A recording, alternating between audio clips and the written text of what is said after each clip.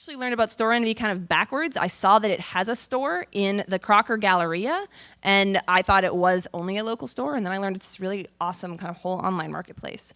So I knew that I wanted to at least talk to John and see if he'd had any struggles kind of building up this both real and, I guess online is real too, but physical real and internet real business. We then hopped on a call, and he was telling me about, I think he'll tell you the story, but I think he let his entire team go. He literally hired a full team, worked with them for a while, and then realized that wasn't the direction he needed to go in and rehired his entire team again. So he is taking the stage to talk with you a little bit about hiring and what you should be looking for in your employees to make sure that you're building a startup for success. Here's John.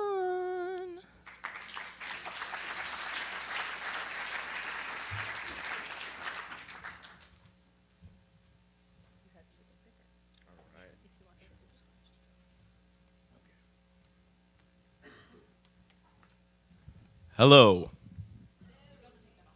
Okay. Ooh, it's like stand up. I like it. Hey, anybody from Toronto? Just kidding. Good morning, you guys. I'm John, and I'm going to talk to you about how to build a dysfunctional team, something I'm really good at. First, just about failure. The thing is that I'm a first-time founder, first-time CEO. I've been working on my company in various phases for almost 5 years, but it's kind of only been a real thing for about 3. And the only thing that I consider like my main skill is being able to learn really fast. And failure is the easiest way to learn. So a lot of the things that I'm going to talk about today are just sort of, I don't really consider them failures. I consider them paths to finally figuring out what worked. But some of them were really expensive. So I'll go through those. So I'm John. I love selfies. I'm from the Midwest. I started my company in Kansas City, Missouri, and then moved to Austin, and then moved out to San Francisco, kind of on accident. I'm not going to go into this story, but some people have heard my backstory where I actually got kicked out of Y Combinator on the very first day. Google it. There's a whole thing about it. It's been covered. It's kind of like legendary a little bit. But there's a lot more failures beyond that I'm going to go into.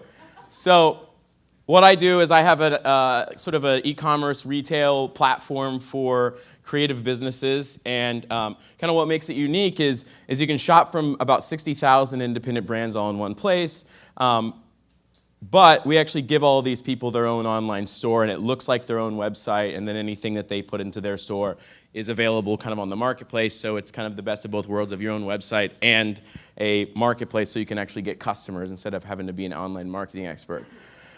So that's what we do. Every single startup is dysfunctional. Like, that's the whole point. So have you heard the analogy, like, doing a startup is like jumping off a cliff with a whole bunch of parts and trying to put a plane together on the way down, right? And you just hope that before you hit the bottom, you've assembled some kind of an airplane. And, that's what you sign up for when you found a startup or when you join a startup. It's supposed to be a mess. It's supposed to be uncomfortable, and you're doing a lot of things inefficiently, and then you're figuring out what works progressively. So that's okay. If you're not comfortable with dysfunction, then you probably shouldn't work at a startup. But I've kind of figured out that there's 2 kinds of dysfunction in a startup. One, there's organizational dysfunction, where basically you guys just aren't working very well together, but that's fixable. And then there's just toxic dysfunctions where, and these are not like official scientific terms, these are just, in my experience, the 2 kinds that you encounter, especially in a startup. And a toxic dysfunction, you kind of can figure out what that means. It's a lot worse off than an organizational dysfunction. And I've failed at both of these kinds of dysfunction. So I'm going to talk about the toxic one first because it happened first chronologically. So first of all, with a toxic dysfunction, it could kill your whole organization, like from the inside out. You might have all the pieces right, you've got the business right, you've got everything that you need, but there's some element that spoils everything. You know, little Michael Jackson used to sing, "One bad apple don't spoil the whole bunch," but that's actually not true. One bad apple can spoil the whole bunch. It's science, guys. Check it out. It's also very, very often, in my experience, something with the culture, not necessarily with a business decision or something in the market, but actually something on your team, or, I mean, it could even be like, you know, what part of town you've decided to put your office. Like, it could be something that is just killing your ability to work together. And it's usually, in my experience, pretty easy to identify. It could be a team member that's kind of a jerk, or it could be anything.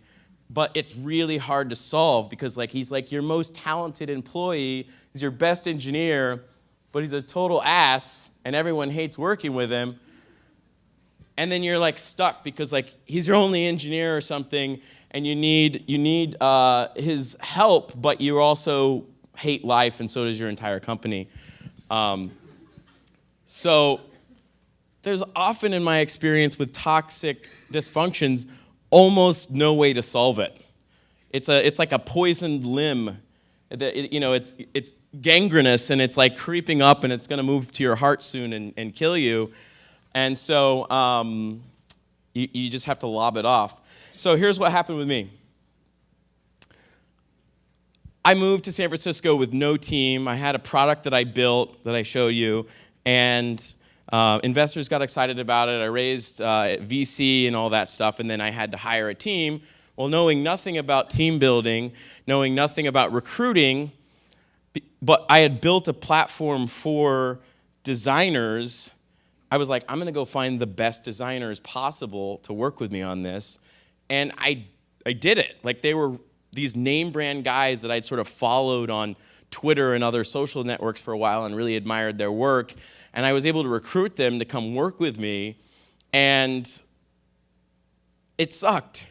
So we didn't get anything done. We blew through about $500,000, which was a third of our seed round, and hadn't shipped anything because we couldn't work together. And, you know, I was really, I'm actually doing my company because I kind of just feel like I'm called to do it. You know, I'm working 150 hours a week and, really kind of just trying to serve this audience that I believe in, these independent makers. But the team members that I recruited, they were much more, let's just say that they really liked to get external validation for their work. So, you know, they weren't really interested in designing solutions to real world problems. They were looking to get, comments on their Dribble page, which is a social network for designers. So they really just wanted to get attention. There was a lot of vanity involved in what they were doing. And so, you know, I'm putting my blood, sweat, and tears into this thing, and I got this room of really talented people, but we weren't doing it for the same reasons, and it's really sucked. So for like 2 months, I did all this really stupid culture building stuff that I now regret because it was so phony and it was never even going to work. At one point I even came up with an idea called $100 Thursdays, which we would take $100 every week as a team and just figure out like the most creative way to blow it. And we were like playing movies in the office while we worked, and I was just doing all this stuff to try to like bring us together, and it was silly because I didn't want to lose this team that I'd built and wanted to like get things going, and it didn't work. So after trying a whole bunch of stupid ideas, I just decided to restart the entire team. So I think I had about 5 or 6 guys, and I brought them, one day I brought them all in. I like took them out of the office actually one by one and let them all go one at a time. And then I had to call all the investors and tell them that I'd fired my entire team. So that was awesome. And they were like, oh, okay, well, I guess some investments are bad investments. But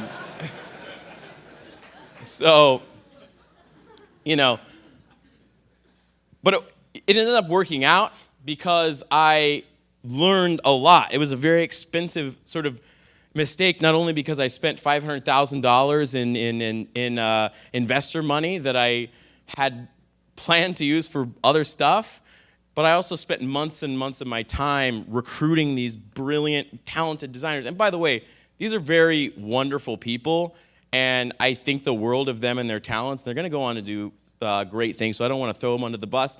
But what I learned is that I just didn't hire for the right reasons. I hired for these people's reputation, or I hired because I was building this thing for designers. I hired for like the cachet of being able to say, like, this great designer works on my team, you should use our product if you admire his work. And really, what I wanted was low maintenance people that were really talented, that believed in the same things as me. So now I have a team of people who all of us have the same values, and all of us have the same work ethic, and all of us really believe that we're doing important work that helps people. And I just had to learn that lesson from completely hiring a team incorrectly. But it doesn't really stop there, because now I have a brilliant, amazing team, and we still faced some dysfunction.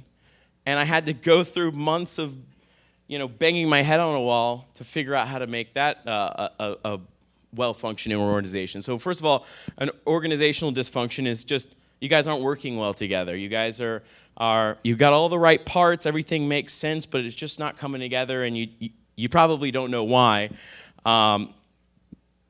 Because, spoiler alert, it's usually probably you.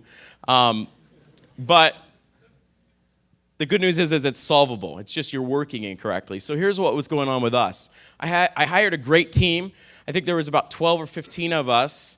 And I was still frustrated and still like overworked and not getting anything done and feeling some tension with the team members. And they weren't necessarily feeling like self-actuated and everything. And then I started hearing this phrase across the room every so often, which was, because John wants it that way. And I started hearing that more and more. I started to realize that the reason that I was feeling frustrated, the reason other team members were it seemed like their confidence in themselves was going down, and I was just needed for everything, was because I had not taught these people how to store envy. I hadn't given them the tools that they needed in order to be able to make decisions. So that meant that every single thing had to go through me. I was micromanaging everything. I founded my company based on a philosophy that impacts design, the way we tweet, the way we do customer support, what features we choose to build and how. And yet, I sort of hadn't passed that along. I just found people to do the work. This is a great JavaScript engineer that loves what we're doing and why we're doing it. All right, great. So, basically I'd be like, great, you're hired, let's start working, get that JavaScript done. And it wasn't, I wasn't mentoring these people. I wasn't teaching them how to work the way I work or think the way I think. And so we spent probably 4 months doing it like this, and it came to a point where a super awesome, talented person decided to move on to another position. And it was a big bummer for me, and I realized because he moved on because he wanted more autonomy, and the organization wasn't set up in such a way where he could have that. So what I realized is that I need to be a teacher. So if you are leading any kind of a team, if you are a founder or any kind of a manager, you are a teacher. I never intended to be a teacher. I was a programmer and designer and had an idea for a product, and that's as far as I got when I was kind of planning out my future. But now, like it or not, I'm a teacher. And so teaching people my philosophy and the way I think, and the way my company thinks, and the way our culture thinks is probably the most important part of my entire job. And I was completely skipping that entire step for months with this really talented team. And so we locked ourselves in a room, some of the leadership team and I, and we created a really formal mission statement and vision statement and brand guidelines. And the brand guidelines are actually not the externally facing guidelines, but they're actually how we behave internally, because we believe that how we behave internally is expressed through everything that comes out of the company. So take the time to invest in your team members, and I don't mean send them to how to learn Ruby on Rails. Try to incept them with the way that you think and the way the company thinks. So after these 2 fails, of which this is 2 of 100, I think I know how to build a functional team now. So here's a couple things. 1, define the kind of company and the kind of culture that you want at the very beginning. And you have to write it down. You have to write it down. I didn't write it down. I had it defined in my head, but it wasn't written down. And so it was really hard for me to articulate it to someone over and over and over. If it's not written down, it doesn't exist. If it's not accessible by your team, it doesn't exist. If it's not presented to them again every week or at least every month, it doesn't exist. And if you're not going over it within the first couple of days of any new team member joining your team, then it doesn't exist. So I have a very, very strict policy where anytime any member gets added to our team, and it could be it could be an intern, it could be a customer support person, it could be a senior leadership person, but I will take probably a couple hours and sit down one-on-one with the person and just teach them about our philosophy and teach them about our mission and vision, because my goal is for them to be able to make decisions the way the company would, and we're doing such a very specific, narrow, philosophy-driven thing that they have to get it right. So instead of coming to me 4 times with different revisions, and these revisions are oftentimes really good, they were incorrect. It wasn't that the design was bad, it just wasn't on point or on brand or on mission. And so I had the home court advantage for these people, and they began to lose their confidence. So if you write it down and then get buy-in from every single person as they join, that's how you can scale, because the organization will not scale if everything has to go through the one guy who's sort of the keeper of the magic spells, as I used to call it. So one really good telltale sign that you have a dysfunction in your organization is you at least once think, why does everyone else suck but me? Okay? So even if you've got this really talented team of people and you're working and working and working to try to make it work, and it won't work, and you think everyone else is the problem, well, it's not. It's you. So the biggest learning I have from all this sort of team building and organizational design is that any sort of dysfunction always starts with me. So, especially if you're a CEO, your company sort of takes on the family dynamics of your own family a lot of times, and you start playing out these roles. And so, in order for me to change the way the way my organization feels, I've had to change the way I act and change the way I think. But this is actually true for any role in an organization, because we all are playing a part of that family. So maybe you're not the CEO, maybe you're not the founder, maybe you're not the manager, but you actually have a huge impact in the way the culture feels. And usually if you have some kind of a dysfunction on your team, if you don't feel empowered to change it, you're probably just grumbling about it and being negative, and that makes it way worse. So the 2 key learnings that I've taken away from all this really expensive mistakes in organizational design are, 1, write down the kind of company and culture you want to create and bust it out all the time. So we have a sort of an internal rule at Store Envy that is the culture is the company. So people talk about company culture like it's this thing over here, and then the company is over here. But we really believe that every single element of our company comes out of culture somehow. So our product is an expression of our culture. Our Twitter is an expression of our culture. Our support, the way we talk in support, is an expression of our culture. Our happy hours are obviously an expression of our culture, but it doesn't just end with happy hours and do you cater lunch or not? It's everything. And so write all this stuff down and get buy-in from every single team member as they join.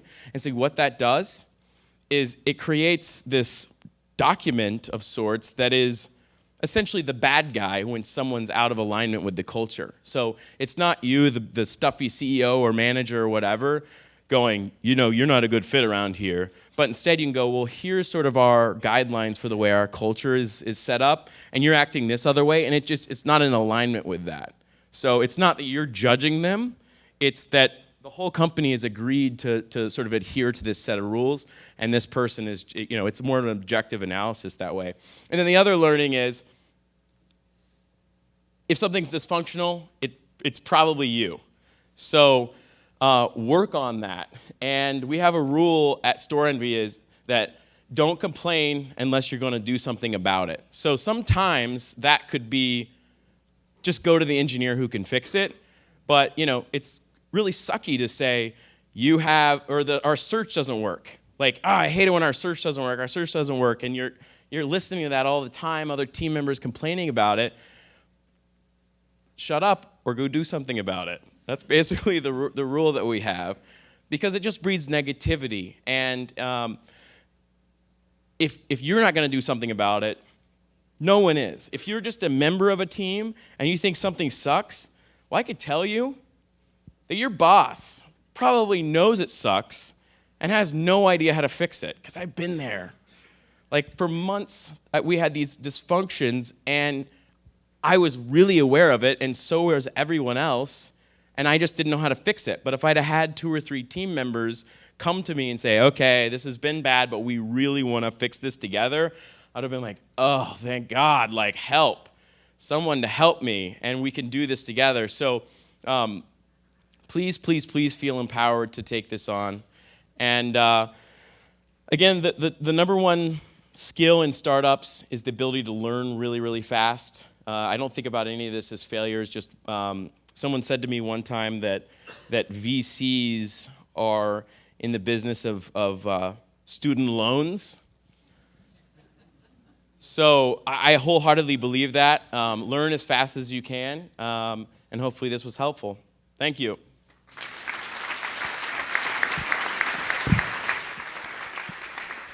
I hang on to this? Okay. All right, so we're opening the floor to questions. Hope you guys are used to this by now. John, after a couple attempts, has built a successful team of people. Hiccups along the way. Hi, I'm Dale Larson. Is this on? And I'm an executive coach who works with founders, so I'm curious for you, because we say this all the time. A CEO comes to me and says, my organization needs to change in this or that way. I say, great. Yep. How are we going to change you? What support did you get that helped you come to these realizations and to help make the changes you needed in your company? So I've been a lone wolf most of my life, and definitely in my career. Single founder of the company. And so I came to the realization that I needed to fire my entire team by myself, which was a very, very, very lonely place to be, especially the investor phone calls, where you could kind of tell they were rolling their eyes. That being said, we did raise $5 million more after that happened, so from the same people. So I eventually got back in good graces with them, but they were shocked to hear it. But for the last year, I've worked with an executive coach. And so I've gotten, a lot of this thinking around the organizational dysfunction from that, and thinking about organizational design and the family dynamic stuff that I mentioned. And so, yeah, I highly recommend having an executive coach. Yeah, cool. Hi. I really like the idea of kind of writing down what your cultural principles you want to build your organization around. My question is, it seems like that's really an organic thing that evolves as part of the team and together versus kind of a set of rules that you follow. So I'm wondering kind of how did you enforce that culture, or was it something that you had a conversation around? And then also how you communicated that to new members, and what form you're writing it down came in such that it was really digestible for new teammates, and then also for everyone to kind of rally around. Yeah, so, well, first of all, you're going to fail at your cultural principles that you try to write down, and that's okay. So, I'm an engineer, and one of the first things that we did with sort of the second batch was we wrote down all these engineering principles that we were going to adhere to. That's really the only stuff that we wrote down in that batch. We didn't really talk about the overall company culture, but it was like, we're going to use pull requests, and there's going to be this kind of commit message. And we wrote all this stuff down, and then we realized that we're not a engineering driven company. We're a user driven company, and we completely scrapped all that stuff. So it should be very organic, and every new person that comes in will impact it and add to it, and feel free to revisit and throw things away, reword them, but just not having anything written down is, you're floating around in outer space. Like, you don't have anything to anchor you. It should evolve, it should change, it should get better, you should take things out, put new things in, but you gotta start somewhere. It's like kind of more of a manifesto. Yeah, and honestly, you do want to help people feel bought into it. So a PowerPoint would probably be a bad idea, only because it's sort of like, the CEO or whoever handing down these rules that you have to behave around. But more like, hey, I've been working on this thing, guys, and I really I want to be intentional about the kind of company culture that we create together.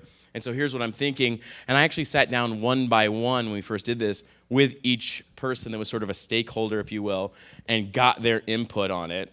And I got their, buy-in. And they added things. And what I actually did was every department, engineering, merchandising, design, I had them take the 11 sort of brand and culture principles and reword them into the area that was specific to their domain. So I even did it with the office manager. So one thing that we do is users, we want to make people feel empowered in our community. And so the office manager's job is to make the team feel empowered. And so we kind of cascade it down like that. But it was on a one-by-one basis. One more question.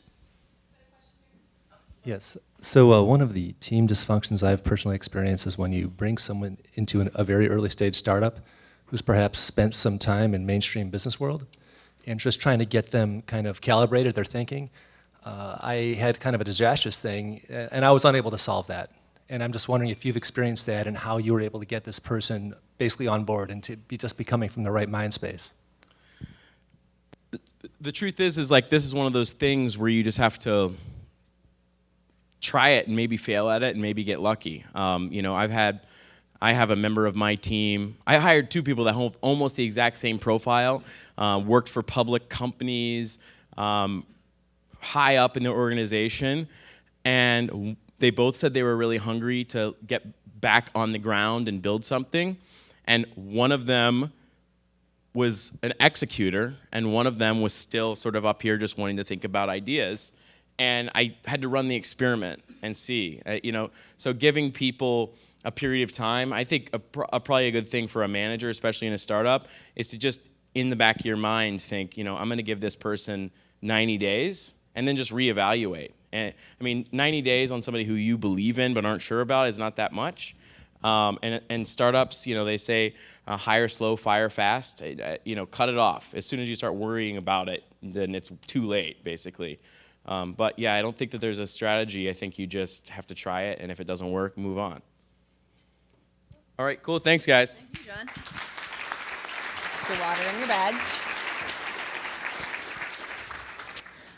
You won't hear me actually talk much about my other full-time job because I try to keep them separate. But two things in John's talk really rang true for me. I work for a company called Pocket Gems. It's a mobile game company. Two things they did that John reminded me of is they hired me based on potential and work ethic. I had no experience in game design whatsoever. And they just had a bunch of meetings with me and were like, okay, you can get shit done. We can teach you how to get it done. So that rang very true of, I think, that a lot of success can be based on finding those people that you can teach. A second thing is something that they did is they have 170 employees, and they scheduled 5-person meetings with every single one of them to go over their culture document that they're working on right now. It is also a Google Doc, not a PowerPoint, so people can leave, any employee can leave comments anywhere on the Google Doc, and it's just 5-person roundtables that they spent 3 months just going over core principles. How does this feel?